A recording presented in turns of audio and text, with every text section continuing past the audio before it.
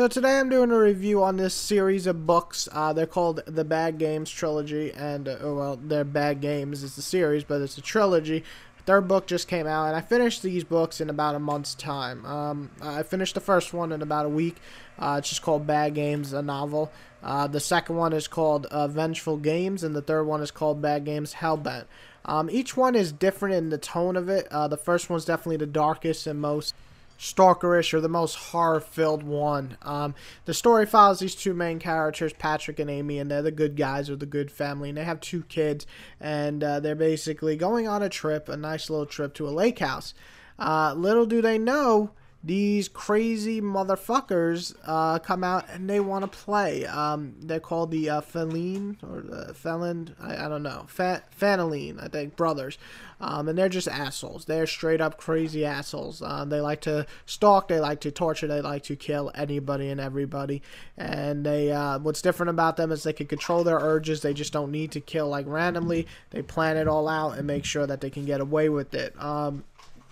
First book definitely has some cliches, but overall is really, really good in terms of atmosphere. At the time it builds up the characters, you actually care about them, and the character development throughout is really interesting, and the ending is definitely pretty damn good, and I enjoyed it. And I felt like it could have ended on a standalone, but the author instead wanted to continue, and that's his right to do so. But I really felt like it could have ended right there. But the first book itself, I would give a 4 out of 5 or an 8 out of 10. The next book, Vengeful Games, is definitely a half and half for me. The first half I loved, and would even put some parts above the first book.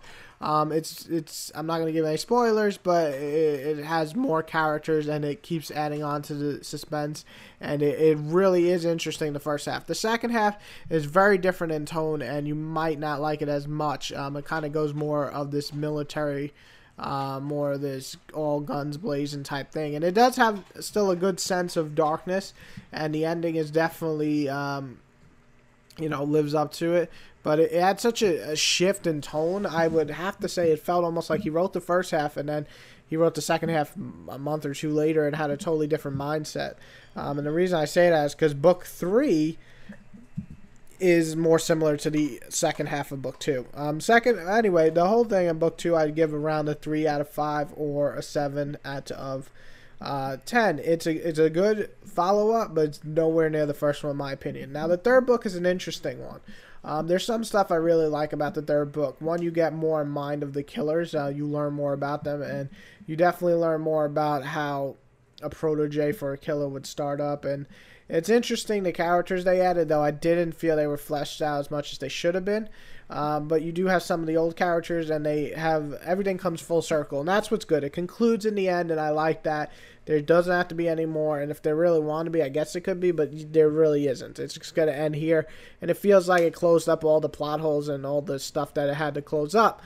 Saying that, the tone was definitely more in line with the second book, and while it was enjoyable, I just didn't have the same feel in the first book. It felt very different, and I guess I should judge it on its merits of its own book instead of continuously comparing it to the first. But it's just such a huge tone and change in tone throughout the series. I wish it stayed more like the first. However, that might have got boring. Either way, it's an enjoyable and fun read, and I give it around the same as 2. I thought it was consistently better than 2, because 2's second half wasn't nearly as strong as its first half, whereas book 3, it knew its tone that it wanted to go to, set the path, and did the whole way through the same way. And although the third half of the third book was a little clunky and a little cliche-ish, I liked it. I liked the ending, and it was overall a fun read. Definitely fun. So again, a 7 out of 10 or a 3 out of 5. Overall, these books worth reading. Definitely the first book at least. If you finish the first book, you really don't have to read 2 and 3 if you don't want to, but the first one could stand alone as its own book, and it's a very enjoyable and fun and dark read. It's not too graphic. It's not too violent. There are some really fucked up parts, but nothing where I would say, whoa.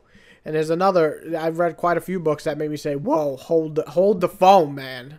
But this one's definitely not one of them. It's just a very enjoyable read. Any horror fans should check out Bad Games, the first book. And if you like that, check out Vengeful Games, and of course, Hellbent.